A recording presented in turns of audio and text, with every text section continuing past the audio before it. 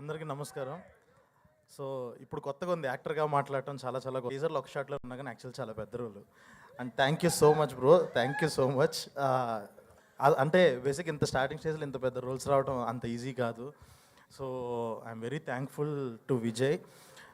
And at the same time ఈ సినిమాకి సంబంధించి అంటే ఈ సినిమా ఫస్ట్ ఏ రోజు మొదలైంది, ఎప్పుడు ఎండ్ అయింది ఇలాంటి డేట్లు చెప్పచ్చో లేదో తెలియదు, కానీ ఖచ్చితంగా ఈ కాస్టింగ్తో ఇన్ని నెంబర్ ఆఫ్ డేస్లో ఈ సినిమా తీసిన విధానం ఖచ్చితంగా ఒక కేస్ స్టడీ అయితే అయ్యిద్ది ఈ ఫిలిం.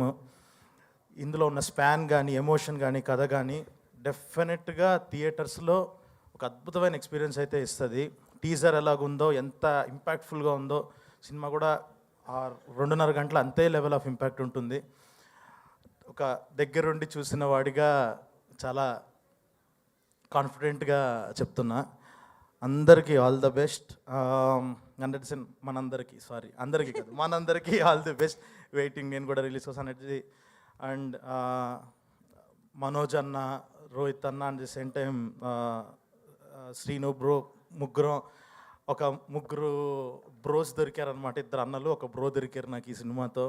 చాలా బాగుంది ముగ్గురితో స్క్రీన్ షేర్ చేసుకుంటుంటే.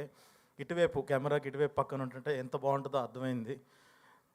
డెఫినెట్గా ఇంకా అందరూ పిలిచి ఛాన్సులు ఇస్తారని అనుకుంటున్నాను. ఖచ్చితంగా చేస్తాను.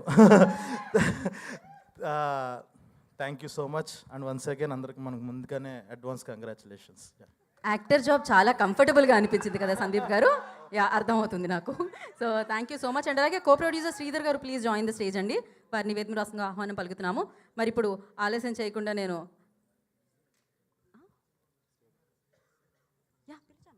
శ్రీధర్ గారు ప్లీజ్ జాయిన్ ద స్టేజ్ అండి.